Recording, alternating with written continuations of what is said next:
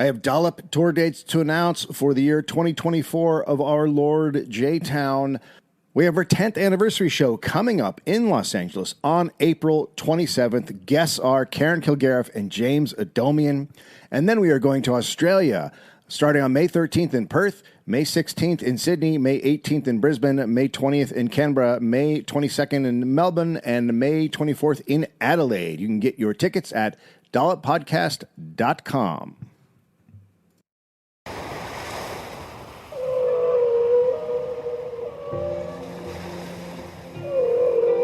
Unleash the magic of the sea with Orca's Our Shared Future, where science, art, and pop culture meet in celebration of our relationship with these fascinating and awe-inspiring ocean giants.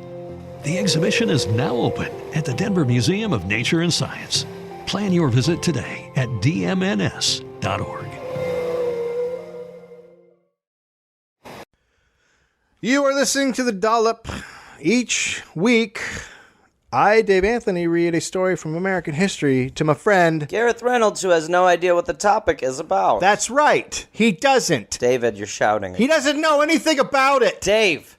Just back off. David. God, you want to hit a dude? I'll do one button. People say this is funny? Not Gary, Gareth. Dave, okay. Someone or something is tickling people. Is it for fun? And this is not going to become the Tickling Podcast. Okay. You are Queen Fakey of Made Up Town. All hail Queen Shit of Liesville. A bunch of religious virgins go to mingle And do what? pray. Hi, Gary. No. Nicely done, my friend. Didn't My think friend so. Will is. Anthony Comstock was born in 1844 in New Canaan, Connecticut. 1844? You heard it. Okay. Comstock was raised in a family of evangelical congregationalists. Should I just go now? Because this already is not good. Well, it's never good when we start out with that. Yeah, that's strong. They believed that lust, lewdness, and intemperance were the causes of man's downfall. And yet their name was Comstock. It is with an O. It's not with a U. Listen, I'll pronounce it how I feel. Gotcha. His father was a prosperous farmer, owning 160 acres of land and 2 sawmills. His mother, Polly, was a devout Congregationalist, and she died when Comstock was only 10 years old. But her religious fervor remained alive in her son, who clung to the fire and brimstone faith of his childhood. Why do they all have parents that die when they're 10? They all do. That's part of, yeah. You mean any Dollop person? Yeah. They all had someone die young. That's why they're all nuts. Yeah, no, it really forms you. At age 12, you're like, he seems fine. Age 18, you're like, he's ripping off cats' heads. Based on a firm belief that the devil's temptations were all-seeing, Comstock believed that abstinence from all impure thoughts and behaviors secured the faithful path to righteousness. So not just not doing it, but getting rid of the thoughts. But that's impossible. Because, no, sir. But you know when, like... You just don't think it. But you know when, like, your brain will be a real fucker to you? When you'll be like, all right, don't think about that. Just stop thinking about it. And your brain will just kind of be like, maybe think about it. You're like, no, I'm trying to not think about it right now. And then you're masturbating in a and the park. next thing you know, you're masturbating with the Bible. We've heard it 100 times. Things did not go well for Comstock's father during the Civil War. He ended up losing the farm. We can only assume because he had impure thoughts, right? I mean, if he lost the farm... he pictured some tits, there's no more farm. If the causes of man's downfall were lust and lewdness, then he... Yeah. Well, yep. Then Anthony's brother died in the Battle of Gettysburg. Also must have engaged in lewdness. Probably thinking about doggy style, something like that. Breasts or whatever. Yeah. Anthony Comstock then joined the Union Army. Okay. He served for a total of 12 months, but saw no action. Comstock was stationed... sexually or in the Army? Probably, yeah. Okay. I would say so. Fair. Comstock was stationed in a relatively peaceful area of Florida, removed from the glory of the good fight. During his time, he attended church 9 times a week. What? He got it in. Jesus Christ. He got it in. There's no time to think about fucking. You just keep going. 9 times. 9 times. His regiment did not have a chaplain, so Comstock decided to step into the void and spent his time preaching to his fellow soldiers. He was not popular amongst his fellow recruits. I bet. They did not care for his refusal to drink his allotment of whiskey. That's the best. I love when people are like that. Fucking don't like you because you're not getting drunk. Well, hold on. Oh, boy. Because he would pour it on the ground instead of giving it to someone else to drink. Now I am on their side. Fucking asshole. He had a real hard time organizing prayer meetings and was often ridiculed by his fellow soldiers.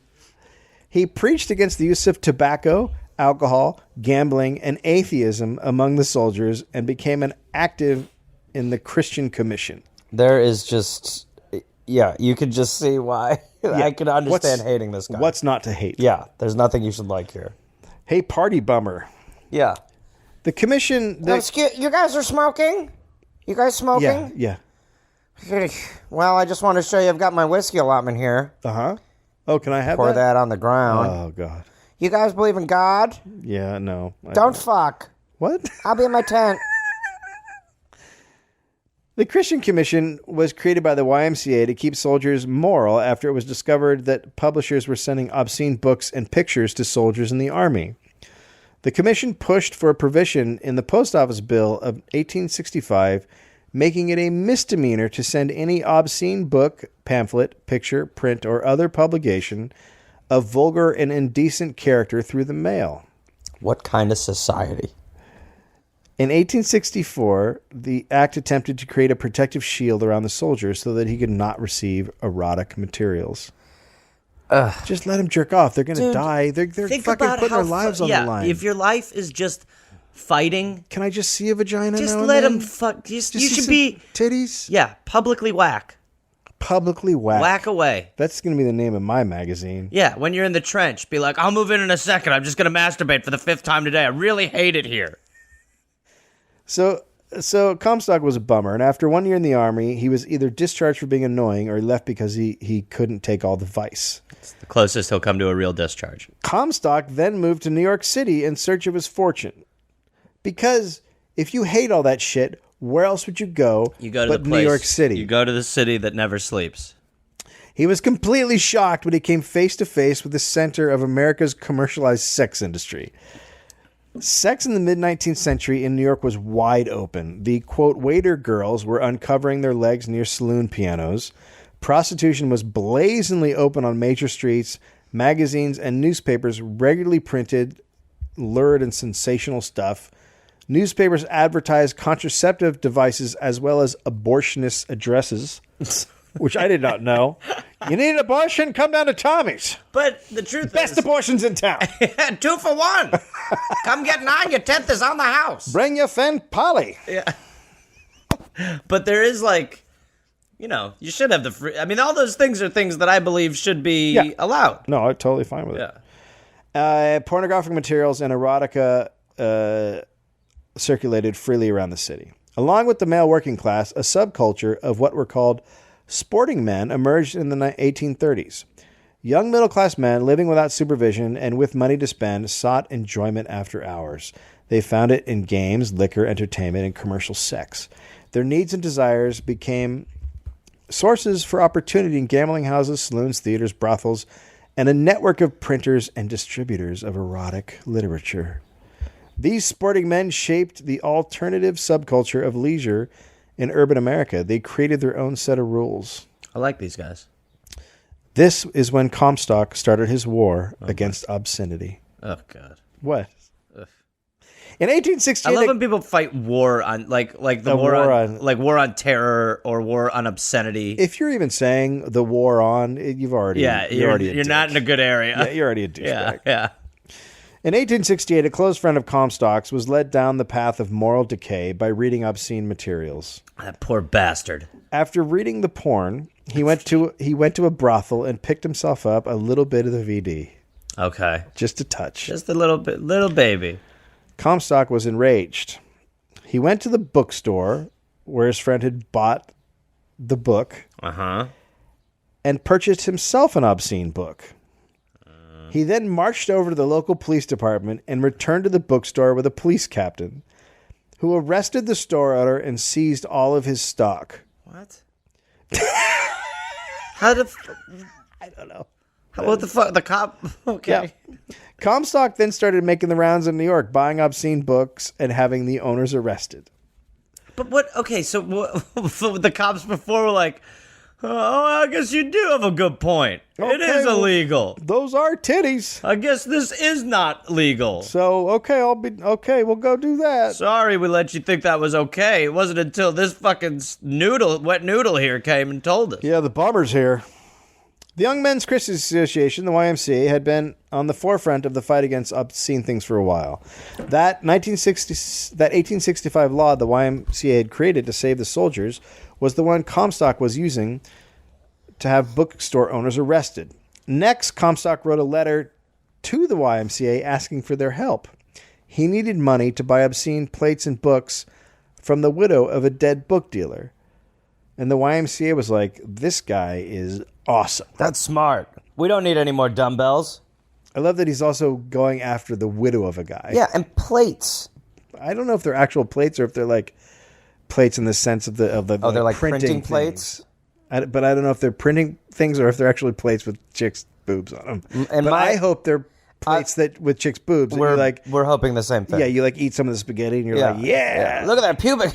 Yeah, all right. That was a good lunch. Comstock then came to the attention of the founding member of the YMCA, one of the founding members, Morris Jessup. Jessup then created within the YMCA the Committee for the Suppression of Vice to secretly fund Comstock's efforts. Oh, God. In the first 2 years of Comstock's efforts, he had 106 people arrested, 2/3 of whom were convicted. That's crazy. Now living in Brooklyn with a wife, Comstock was frustrated with what he saw when he walked to church. Saloons open on Sunday. In 1871, he began a campaign to enforce the law of Sunday closing, No. which took a dangerous turn when he was threatened by a saloon keeper and forced to defend himself with a revolver. He then went back to fight against erotic material. Yeah, he was like, all right, I get this. You guys, all right. you guys okay. like to drink and shoot and stuff. Okay, Sunday's Puppy, fine. I'm gonna go after the nudies. No more whacking off at plates. I got your point. No more erotic plates. Comstock himself authored a pamphlet in 1872, a, quote, private and confidential report to the directors of the YMCA in New York, informing them of the baldest facts regarding the dangerous materials in their midst. Okay. The cover text promised description of, quote, a warfare against obscene books, etc. The 100 copies were each numbered, and the name of each person who received one from the secretary was preserved with the number on the pamphlet. So it's like watermarking at studios. When you get a script, like when I get like a Marin script, it would have my name on it. Yeah. Like, don't let this out. Yeah. Robert McBurney, then secretary of the YMCA, was said to have retrieved the distributed copies and burned them. All right, you got 4 days to read about the smut. And then I'm going to set that on fire. You got that? That's just the way it's working around here. Do the math. It's a lot like an X-Files script. Yeah. That's from the future. Although one pamphlet still remains today in the committee files of the Kutz family YMCA archives at the University of Minnesota. So there's one left. There's one left. In 1872, the Committee for the Suppression of Vice was raising funds for Comstock's work. Comstock emphasized the direness of the situation by listing items he had already destroyed. Quote, 30,000 articles made of rubber for indecent purposes. Wait. What? Vibrators and dildos. Oh, not vibrators, okay. dildos. He's talking about dildos. My head, I just went to I just couldn't picture what we were talking about. What were you thinking about, like gloves? In my head, I was sort of picturing like a rubber magazine where it was like, the only magazine you can come on. Oh my God, that's a great idea. Thank you. The prevention of contraception for the use of both sexes. So that's what the rubber was. Also dildos. And he put in parentheses, that being the trade name. Oh, it's just great when they have to write stuff like that. Yeah. Like when writing this word the is making me Lewinsky angry. scandal was going on, and everyone was like, the president's cock. You're like, oh, news, God, you've never been better. The dildos are made of stout rubber and in the form of the male organ of generation for self-pollution. 5,500 playing cards, which, when held to light, exhibit obscene pictures, and more than 125,000 5,000 books known as The Writings of Paul de Kock. That's the author, I believe. I mean, he's the best author ever. Paul de Kock? Well, they kept it subtle back then. It's just... It's so great. Well, it's also... Yeah. Well, look at what I'm doing. It's French. For Dick For Kock. the dick. Some of the book titles were Night, Free and Easy, Love's Festivals, Day's Doings, Ooh. The Delights of Love, and Wedding Night.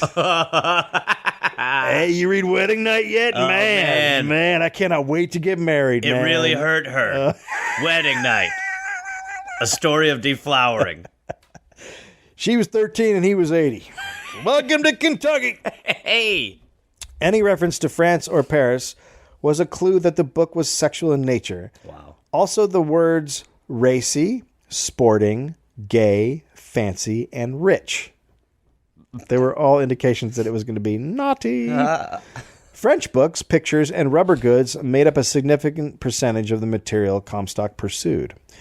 In late 1872 and 1873, it was widely reported in the press that Theodore Tilton said he had seen his wife Elizabeth having sex with their preacher on a, quote, Little Red Lounge.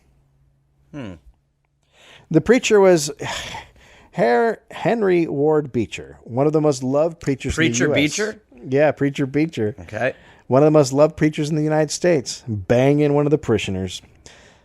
Theodore Tilton was a writer and a reformer, so this was big news considering those involved. Yeah. Two women published an account of the affair in their magazine, and Comstock lost his shit.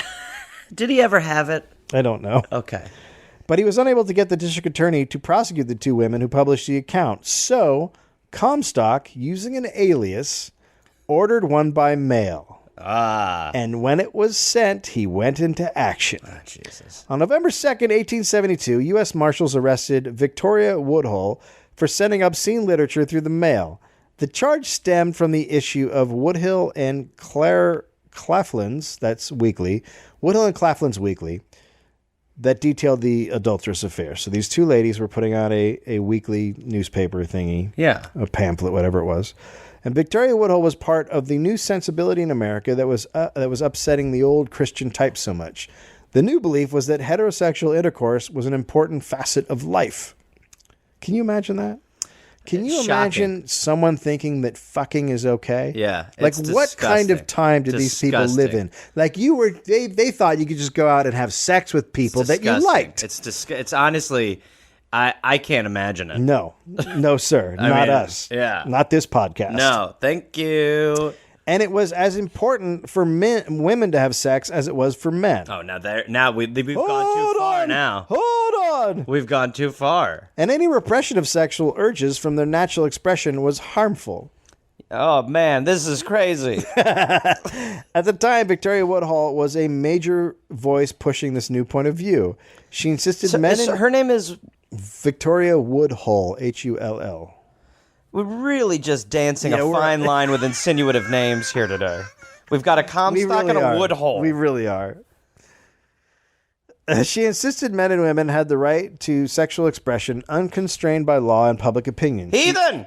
She affirmed women's right to love, and as she put it on the lecture circuit, quote, women are as much as men are personalities responsible to themselves for the use which they permit to be made of themselves, and they rebel, demanding freedom to hold their own lives and bodies from the demoralizing influence of sexual relations that are not founded and maintained by love. She thought women should be allowed to bone down. But as a guy, men, why would men not also want that? Well, they did, but they wanted to be able to control them. Yeah. Oh. So they wanted to pay for that. It doesn't sound like American history. Victoria was a woman making a living by selling words about sex, but hers weren't gaudy or dirty. She was more like Playboy compared to Penthouse. Yeah. And she had a point. She did have a point. A bit more taste than the smut one could buy at a dirty bookstore. Nonetheless, in this battle, Woodhull would be wrapped up with all the smut people. So because of what she was writing, she was doing a little something higher, value, but she gets wrapped up with all smutty. the, She fought the stigmatization of this, but eventually gave in. She was a celebrity in 1872. Victoria and her sister Tenny were the first woman-owned brokerage firm on the New York Stock Exchange. Okay. She even ignored the constitutional requirement of age and declared herself a candidate for president of the United States. So she was a fucking kick-ass woman out there knocking down doors and having a good time. Fucking writing about it, running for president, being good. In one speech, she announced, "Yes, I am a free lover." And that made her infamous in conservative circles. Ugh. And America's favorite preacher was one of them. By the time she published the account of his affair, she had had it with the conservatives. On page 9 was the revelation title, "The Beecher Tilton Scandal Case, the detailed statement of the whole matter," by Mrs. Woodhill. How was whole spelled? Breaking it down. Yeah. H-O-L. Boom. Yeah. Yeah. That's the Boom. Right in All the right. hole. To secure the arrest of a prominent leader of women's rights and America's most notorious advocate of free love was a huge coup for Comstock. And they were perfect adversaries for each other. Woodhull and Comstock's battles, it was a public one, and it was a battle over sexual oppression in America. So all eyes were on them. And it jettisoned Comstock into the forefront of the battle against obscenity. He became chief watchdog for America's public morals. Ugh. This shit's still going on today. Oh, God, yeah. Totally. While gathering evidence for the trial, Comstock repeatedly had Woodhull and her sister arrested and had high bail set, putting them into financial peril. How is he getting all this done? Well, every time that they would find more stuff, they just have them arrested. So they just keep going through their shit and arresting them for each Fucking case. nerd. What a hall monitor. Woodhull had a famous criminal lawyer, William F. Howe, who defended her on free speech grounds. Many newspapers defended her because they feared what a conviction might mean for them. But many of her fellow women's right fighters did not support her because of her, in the past year, she had a falling out with the movement and had threatened to publish every woman's sexual histories in her magazine Oh, Jesus. in an article called Tit for Tat. Oh, God. I wish Tit for Tat was just its own magazine today. Oh, God. That'd be the best thing to read in line at the grocery store. Just soak up a little tit for tat. Woo! Look at who they're fucking. Holy shit, she's fucking that one? These people are fucking. She apparently demanded $500 for silence from each woman, which is about $7,500 today. So that's a lot of money. She's an entrepreneur. Yeah. The trial began in June 1873, and came back with a quick verdict of not guilty after the judge ruled that the prosecution of Woodhull under the 1872 YMCA law could not be maintained because that law did not include newspapers. Oops. Whoopsie daisy. Whoopsie. But you would note from the post-trial results, Victoria Woodhull was ruined. Her career was done. She toured the lecture circuit in front of shrinking audiences and still published her newspaper for a shrinking readership. She finally retreated from public life after divorcing her husband on what was rumored to be money paid by the Vanderbilt Hares for her silence. She and her sister moved to England in 1877, where she married a British banker. She died in 1927. So he drove her out of the country, basically. But I can't believe that like she was. You would think that more people would that would elevate her. Maybe, but not then. I think there were too many people against this nonsense. She'd be a real Lady Gaga today. There you go. Atta girl. Comstock called the trial an outrage, but it had cemented his long career as a vice hunter. In 1875, an author calling himself James C. Edwards, or Ginger, published a lengthy and somewhat bawdy poetic account of the affair between the preacher and his wife, known as the Little Red Lounge. I love it. The prose was very indecent for the time.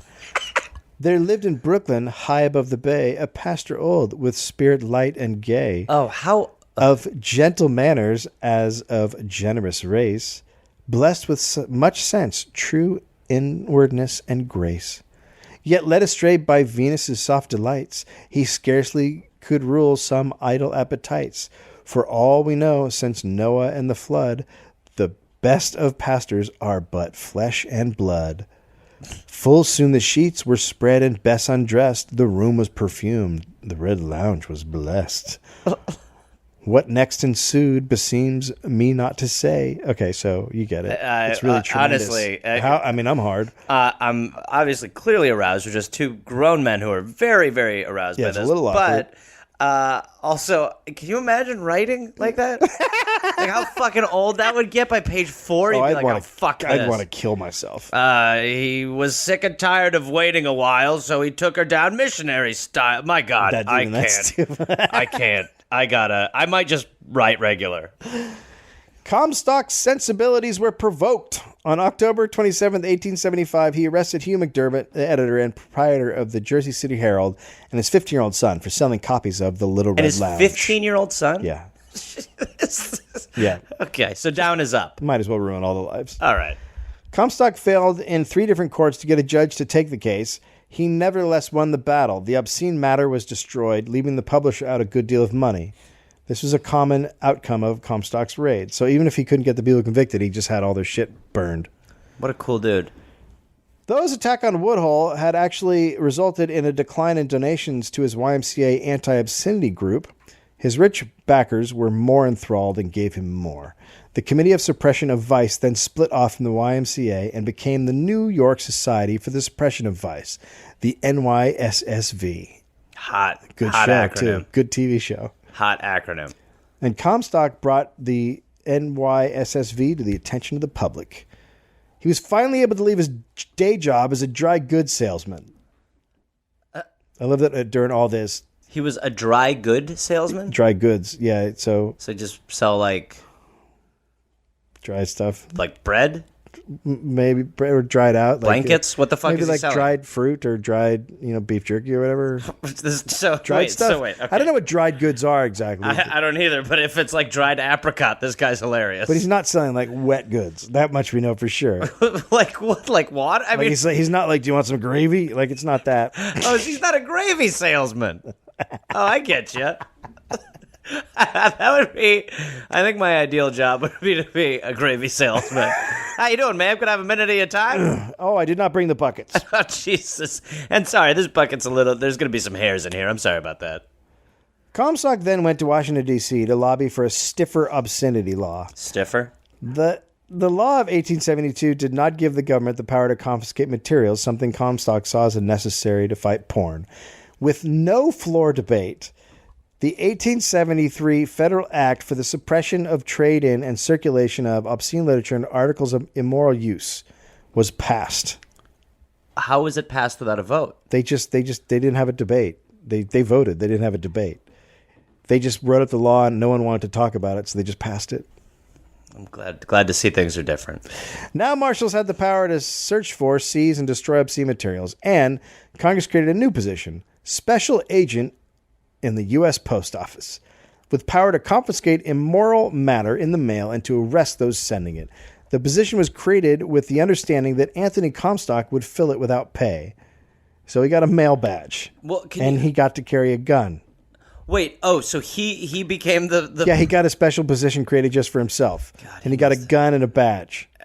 And was at the post office? Like, let me shoot that porno. He's a mail cop. Mail cop. Mail cop, here they come. You're under arrest, dildo. You're coming downtown, and I don't mean the vagina. Excuse me, did you just mail that letter? It's over for you. What did you write at the end? Love? Down. Step in the car, man. Back in New York, Comstock was made the chief agent of the NYSSV, which he created it, so it's not really shocking. He must have been so shocked when he got that. It would have been weird. It would have been weird if it went to Larry. He's like, "Wait, Larry? Oh, I like porno. This is gonna be fun. I love the porno, Larry. I love it. I'm gonna confiscate it and masturbate to it. I'm like your total opposite. I can't wait to whack at all this stuff. NYSSV. I'm in control of fucking and sucking. These balls are about to get out of jail." The 1873 Act did not focus on fertility control, but was a statute that included birth control and abortion among the long list of commercial obscenities. Comstock railed against contraceptive devices bought and sold in commercial spaces, not against natural forms of birth control such as abstinence and the rhythm method used privately in the home. So he was for those. He was okay with those. For the rhythm method? But he was not for rubbers and other things. Is the rhythm method just blue balls? No, the rhythm method is when you try to figure out when the egg's going to shoot down the pipe and not do it then. Right.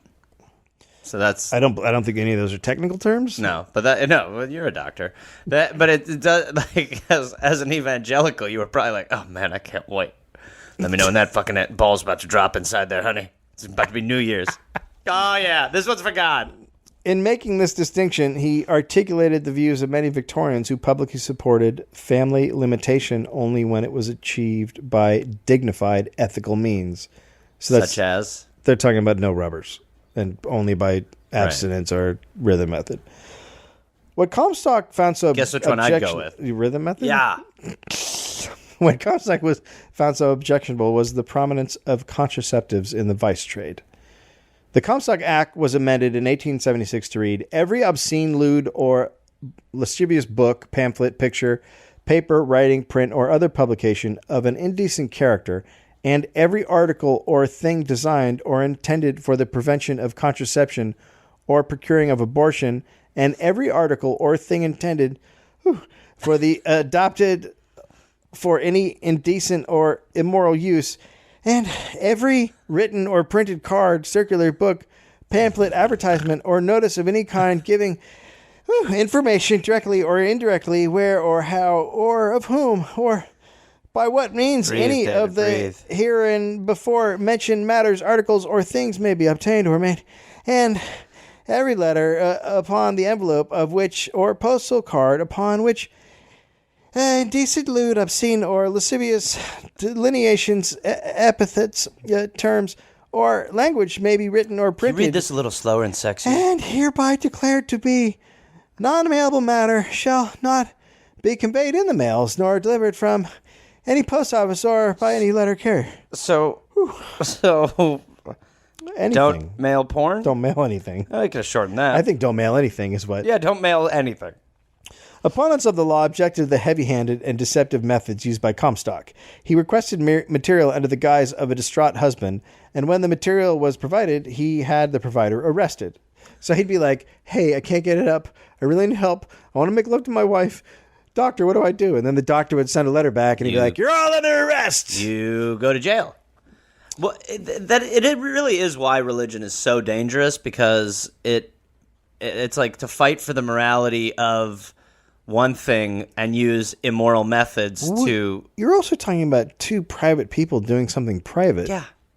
It's got nothing... This is the mail, so this isn't shit that's going... No.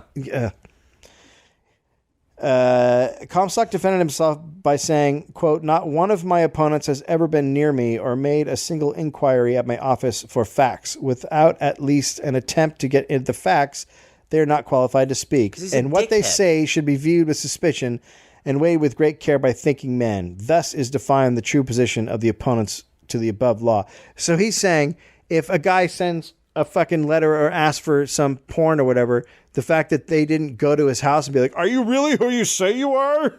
that makes them douchebags. He's out of his fucking mind. Yeah. Like every playboy is supposed to knock on the door and be like, hey, did you ask for a nudie magazine from us? Are you really who you are? Jesus Christ, he's the worst human ever. That really takes away the whole idea of like why they send it to you. And yeah, it really does. Yeah. Excuse me, I don't want to interrupt this family get-together, but your porn's here? Excuse me, who ordered the dildo? Sorry, dildo man here. Did you want the... You did, sir. Also, you guys want to buy some gravy? In the 1890s, Comstock began a crusade against Ida Craddock, a sex therapist who wrote instruction manuals of sex advice for married couples. In his first prosecution of Ida, it was 1899. It was due to a book she wrote called Right Marital Living, which was described as a sex manual for clumsy husbands. I keep trying to put it in the hole. It goes into the arm. Oh, that was the dog. Whoops.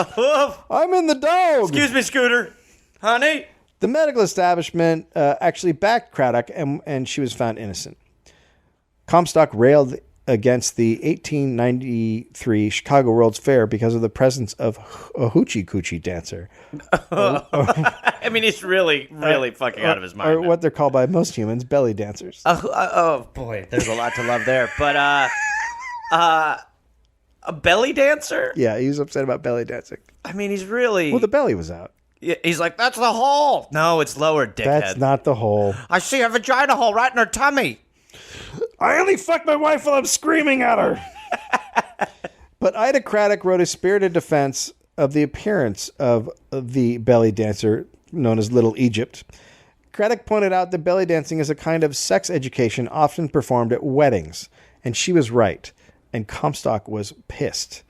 Next came her instruction manual Wedding Night, in which Craddock advocated a practice known in tantric yoga as coitus reservatus. Ooh. She believed the practice would enhance marital relations. Tantric yoga, which is horrible, is based on the idea... Wait, why is it horrible? Just Sting does it, and it's just that forever... Just because Sting does it's it, the forever horrible? fucking thing, and it's just, fucking for 9 hours. Okay. Without orgasming, it's just a fucking... Okay. I mean... I don't need it in my life. No, you've At got a lot. At this point, I'm on board with Comstock. Let's just not do the tantric. Maybe there's somewhere in the middle. Tantric yoga is based on the idea that we not merely physical bodies, but that we consist of energy fields. Tantric practices aim to optimize the interactions of those energy fields and to minimize the merely physical. Ida Craddock was saying that sex was a spiritual exercise and that the purpose of sex was not necessarily to have babies. Total whore. What right? a whore. How dare she? That's disgusting. It's almost like people By the way, here are my 450 children. It's almost like people want to enjoy something that feels awesome. It's crazy. Although she It was maybe, really fucked up of God to make it fun. yeah, if he wanted it just to be for babies, then there been should be painful. like thorns in the vagina. Yeah, you should just be like, I gotta go get Marcy pregnant. and the dick should have like sandpaper on the outside of it. Oh, it Jesus. should be horrible. Jesus. Although maybe she wasn't the best person to take any advice from. Her views were unconventional. Her own family attempted to have her institutionalized more than once. One reason was because she said she was married to an extraterrestrial entity known as Soph. Well, okay. It's whose side are we on now? And that aliens from another universe had, well, quote, told her things. Such as? I don't know. She also said Soph was the only person, or whatever, that she'd ever had intercourse with.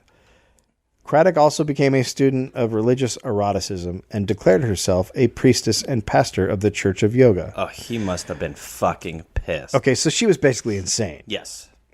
Among her sex manuals were Heavenly Bridegrooms, Psychic Wedlock, Spiritual Joys, Letter to a Prospective Bride, Wedding Night, and Right Marital Living. And so I fucked an alien. Yeah, I fucked an alien. Comstock had her arrested because of the wedding night. This time, a New York jury convicted her. Her sentence was to spend 3 months in a city workhouse under terrible conditions. As soon as she was released, Comstock had her rearrested under federal law. Gee, what a prick. He's a fucking asshole. Hey, you like your freedom? Boom, get in. But this time, he offered her a chance to avoid further imprisonment by pleading insanity. This she refused to do, mostly because she was insane. That's what insane people... Yeah, that's what insane people do. I'd rather go to jail for 30 years than be called that word. I'm not insane, and I will miss my alien. Yeah. Oh, yeah, put me in jail. My Martian boyfriend will come get me. After the trial, the jury had to take Comstock's word for how filthy the manual was, because they never got to read it. The judge declared that Wedding Night was so obscene, lewd, lascivious, and dirty that the jury could not be allowed to see it during the trial. This sounds like a hard trial to be a jury member in. He added that he would submit to the jury only the question of fact. Did the defendant mail the book? That's bullshit. He said, she admits having mailed the book. Please render your verdict. I'm going to read you again what he said to the jury. All you can judge on was, did she mail the book? But she admits mailing the book, so please render your verdict. I do not suppose you will care to leave your seats, which they did not. Yeah, they were like... They didn't go to the jury room. They just looked at each other and went, We think she sent it. I'm pretty sure she sent it. Sounds like she sent it. Can we see it? No. Okay, she's guilty. Alrighty. So they convicted her without seeing the evidence and without leaving their seats. Cool. On the morning of October 16th, 1902, Ida Craddock was scheduled to be sentenced. She was 45 years old, and she didn't think she could make it through the expected 5 years imprisonment. She sat down and wrote a public letter in her home the day before she was to turn herself in. The letter explained in a rational and persuasive manner what she had written and why, and what Comstock had done to prosecute her. She pulled no punches. Here is some of it. He has not, however, produced any young person thus far who has been injured through their perusal, nor has any parent or guardian come forward who claims even the likelihood of any young person being injured by either of my books. He stated to Judge Thomas that I had handed even handed one of the books to the little daughter of the janitress of the building in which I have my office. It so happens that there is no janitress in my building, nor is there any little girl connected with the same. If the reading of impure books and gazing upon impure pictures does debauch and corrupt and pervert the mind, when we reflect that Anthony Comstock has himself read perhaps more obscene books and has gazed upon perhaps more lewd pictures than any other man in the United States, what are we to think of the probable state of Mr. Comstock's imagination Well today? done. Yeah. The man is a sex pervert. He is what physicians term a sadist, namely a person in whom the impulses of cruelty arise concurrently with the stirring of sex emotion.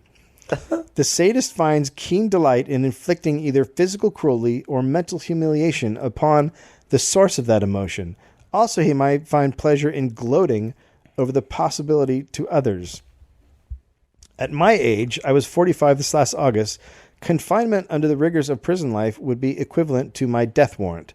The judge must surely know this, and since he is evidently determined to not only totally suppress my work, but to place me where only death can realize me, I consider myself justified in choosing for myself, as did Socrates, the manner of my death. Ooh. I prefer to die comfortably, peacefully, on my own bed, in my own room, instead of on a prison cot. She then slit her wrists and put her head in a gas stove. Just, Jesus. Double Yeah. down. Yeah. Fuck. But isn't it amazing? The psychological thing, Yeah. she nailed him to a T. Oh, yeah. Back then, she Dude. fucking had him. Yeah. No, that point is, that's such a great point. She drove that shit home. Yeah. And then she cut her wrist. I mean, how And do then you she even killed herself. logistically? Cut your wrists? Well, no, but I mean, you also have to get in the oven. Well, when you cut your wrist, then you still bleed out for a while. So you cut your wrist, and What do you have? How double long do you down. have? You got a while before you bleed out. It takes a while to bleed out. Really? Like how Yeah, long? I don't know. I haven't done it yet. Come on, you did it. How long? All right, 17, Did it hurt? 17 minutes. I I'm a ghost. Comstock did not care about her death. By the time his career was over, he bragged that he had driven 15 people to commit suicide. That's so fucked. What an asshole. He seems cool. Yeah, he's a cool dude. Sorry, I misspoke. Now, Comstock rarely concerned himself with performances. He barely acknowledged that theater existed. But he was dragged into the theater in 1905. Oh, God. Why would anyone take him anywhere? During the fall, George Bernard Shaw's play Man and Superman was being staged. Professor A.E. Bostwick of the New York Public Library withdrew the published edition of the play from 30 or so free libraries and placed it in a closed stack. He said he did it because children needed to be protected from Shaw's corrupting philosophy and that the play would lead to higher rates of juvenile crime. Shaw immediately assumed it was Comstock, and he attacked. Quote, Comstockery is the world's standing joke at the expense of the United States. America like to hear such things. Europeans like to hear such things. It confirms the deep-seated conviction of the old world that America is a provincial place, a second-rate civilization after all. Comstock responded to Shaw. First, he admitted he had not seen or read any of Shaw's plays, but then he still attacked the Irishman for believing, quote, the proper method of curing contagious and vile diseases is to parade them in front of the public. Wait, what? What does he mean? He's saying that the way to that he thinks that Shaw thinks that putting the stuff on display will help cure society of things that are wrong with That's it. not even what he's doing. Well, I'm sorry. no. But that even seems like a bad angle for him. Well, he's a fucking moron. Yeah. Quote, I had nothing to do with removing that Irish smut dealer's books from the public library shelves. But I will take a hand in the matter now. Shaw knows his works can probably do harm to weak and dishonest people. He convicts himself. The Shaw's outside our rules. Take that, rule outsider guy. Yeah. The New York Times backed Shaw. Theater magazine didn't. It said Theater magazine didn't. Yeah, what the fuck? Theater magazine! Where would the other guy who hates theater? It said Shaw was too often interested in setting the world on fire merely to see it burn.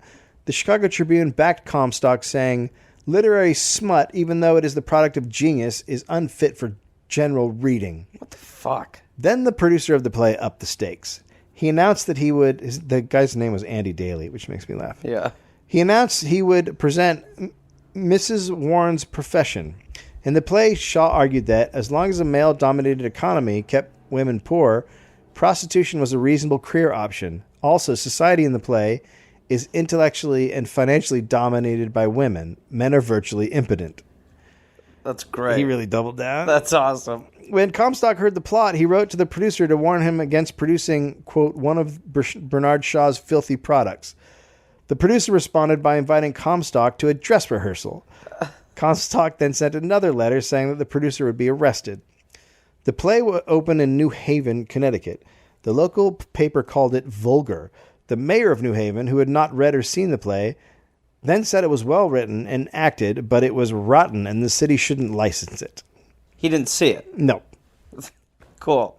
So the producer returned to New York. Police Commissioner William McAdoo seized a copy of the script, took out the lines that were too risque, What the fuck? and threatened to close the production if they were spoken. So the Jesus cop Christ. went through and crossed out all the shit they couldn't say. I mean, that's like when they put when someone will buy like a vulgar movie, like when Scarface will be on like cable or like basic cable. Yeah, what was the name of the big video chain? Blockbuster used to do that. They used to edit all the videos to take out stuff. Really? Yeah, Blockbuster for years was editing movies. And It was the same on didn't- planes too. Back in the day, like planes they'd show the one movie on the big screen and they'd edit them. Yeah, it's crazy.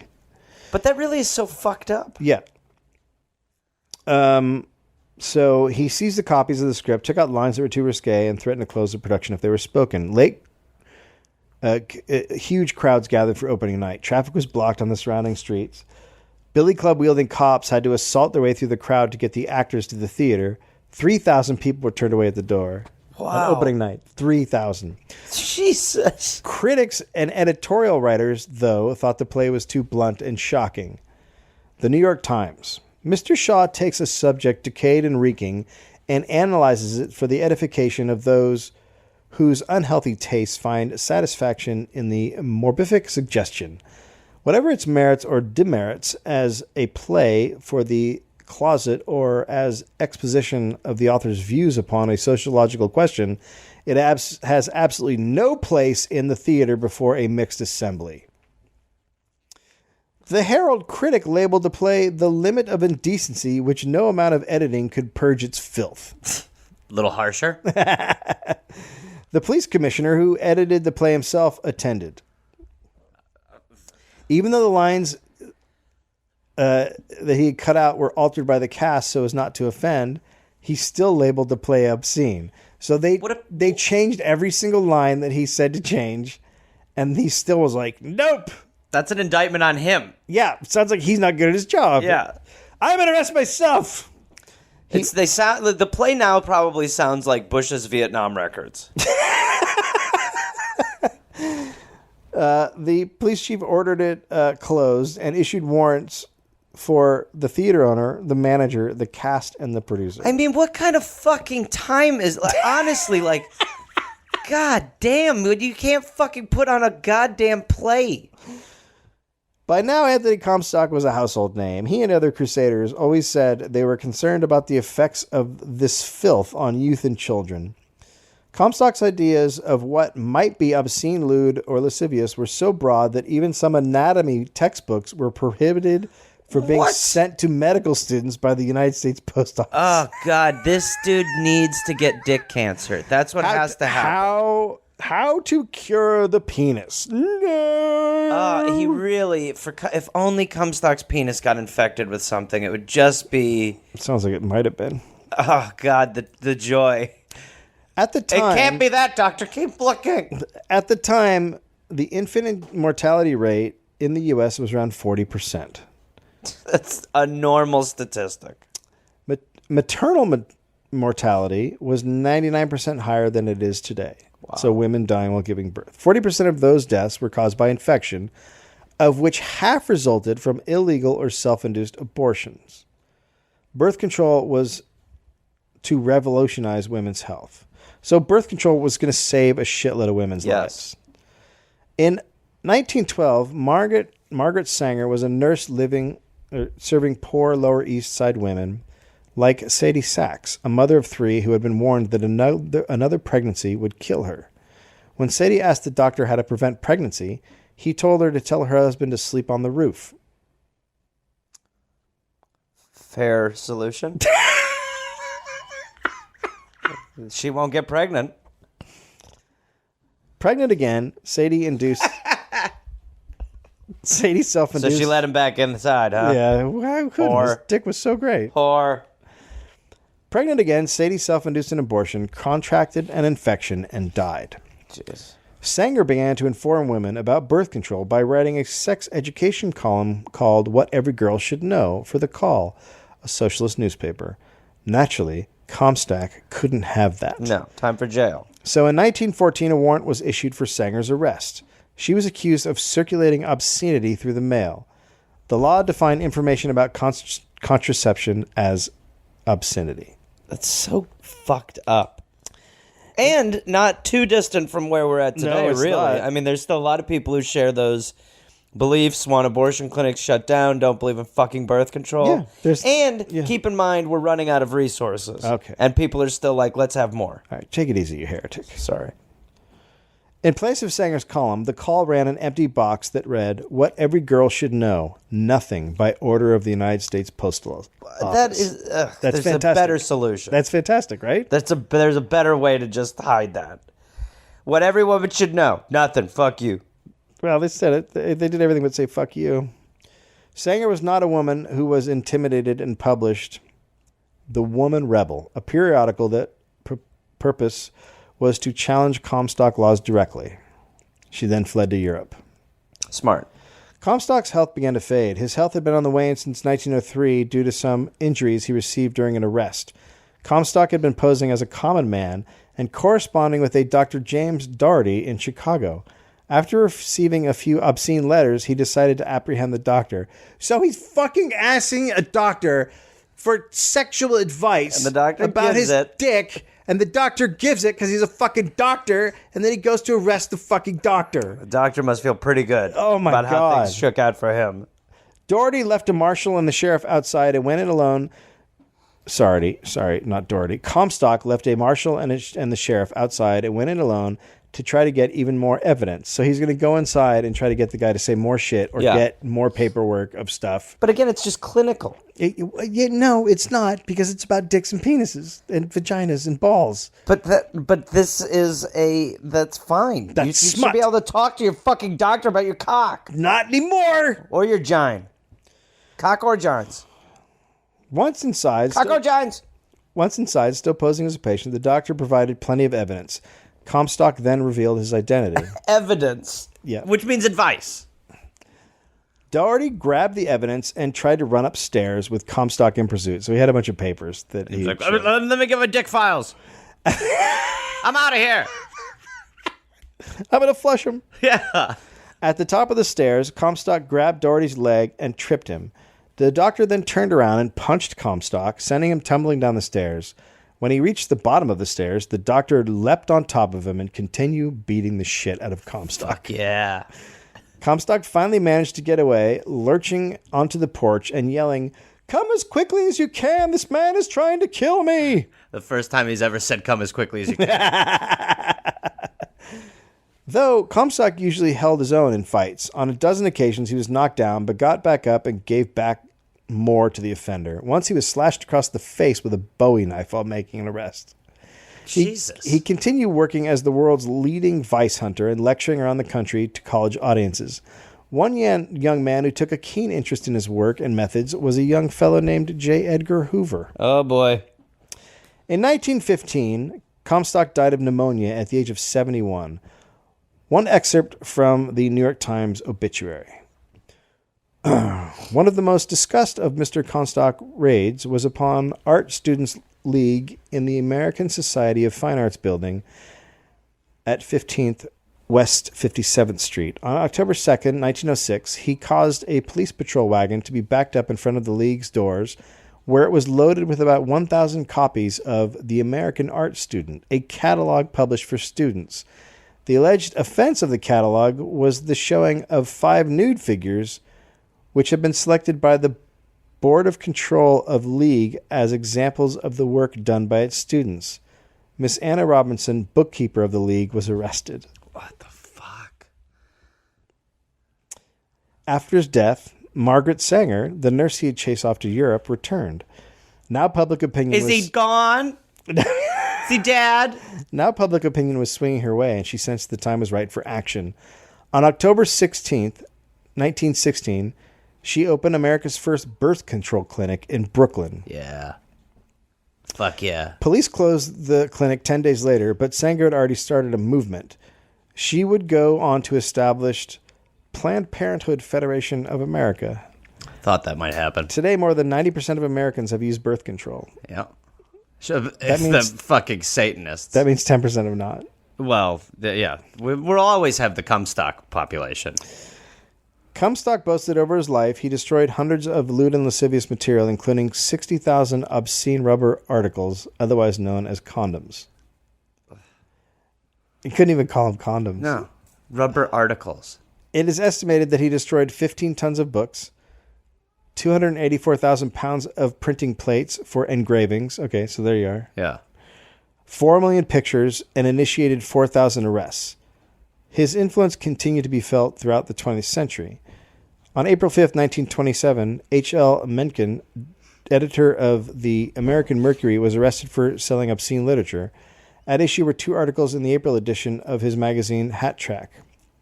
It was a chapter from an upcoming book about a prostitute by Herbert Ashbury. The other article, The New View of Sex, was an editorial essay written by George Nathan and printed in the clinical notes section.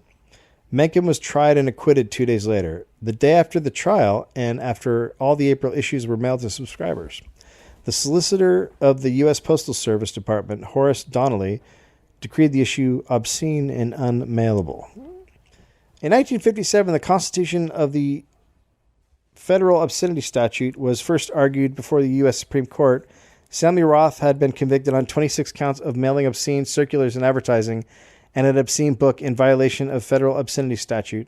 In Roth versus United States, Justin Berman stated for the majority, "We hold that obscenity is not within the area of constitutionally protected speech or press." Uh-huh. Yeah. That freedom's tasty, ain't it? It's cool to know, looking back in history, that the U.S. Supreme Court was constantly full of bullshit. Yeah. And fucking stupid. Well, not anymore, thank God. According to the statistics kept by the Post Office Department, the period between July 1966 and January 1967 saw an average of 34 arrests per month under the Federal Comstock Act. Which is why Comstock got Woodstock. That was in fucking 67 and 66. Right? Yeah. But what was Woodstock? 68? 68, I think. I might be wrong. It might have been later. But I think it was 68. But that's like why it's stuff like this that just it's like a pot of water on a stove. Yeah. Eventually, it's just gonna fucking bubble over. In 1971, Congress deleted the birth control language from the Comstock Act. In January 2004. How you doing? Real good, man. Sounds like it's nice to know that that's close. A letter carrier returned the second postcard in as many years to Danny McIntosh, president of the Washingtonville Art Society. According to McIntosh, they were returned because they were too graphic. The postcards promoting the Society's annual exhibit of nude paintings, drawing, and sculptures featured my God, charcoal drawing of the back of a nude female and a painting of a nude woman sitting. Oh no! A buttock. I see a booby and a buttock. The Comstock Act itself has never been repealed. Oh, God. A modified form of the Comstock Act remains on the books today, though it is extremely difficult to enforce. Oh, God. Let's just get it America. out. Let's just get it out. America. 2004? I love America. How great is it that the Village People, the gayest band of their time, did a song about the YMCA? It's pretty awesome. I'm sure. Is that why? I don't know. I mean, I think that, the YMCA was against all this stuff, but on the other hand, they also provided housing to people who are down on their luck, and I think a lot of gay people had a hard time. Well, didn't we in life back then? So, and wasn't that whole thing about the Newport sex scandal started in the YMCA? That's what I thought. Yeah. So I think there were two things going on there. Because you can't help people who are down their luck without fucking having a lot of sexual shit happening. Well, you also can't discriminate on who needs help based on what they. I can, David. I will, David. And that's what this podcast is going to be about from now on. David Anthony. No. First of all, from now on, the Dollop is about no fucking, and no fucking in the bottom holes, just the top hole. Wait a minute. Are you trying to say mouth? I think mouth fucking is what Jesus wanted. I think you might want to reread your bullshit. No. I just realized that my wife's aunt and uncle listen to this.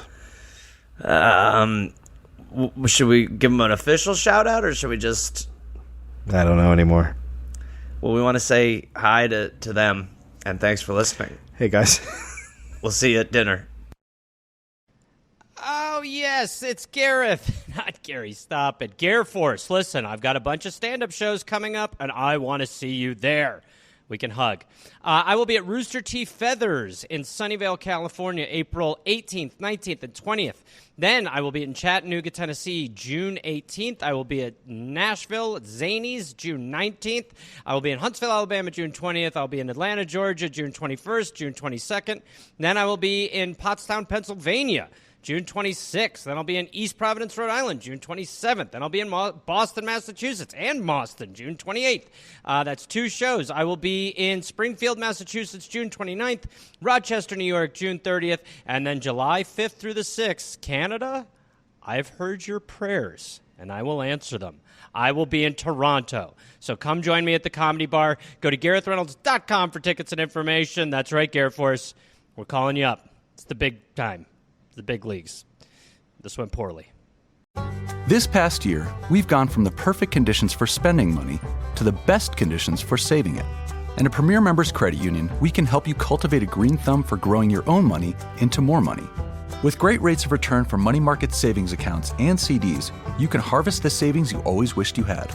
Learn how to grow your own money with 5% APY on your first $2,000. Premier Members Credit Union. Join us at becomepremier.com. Federally insured by the NCUA, membership eligibility required.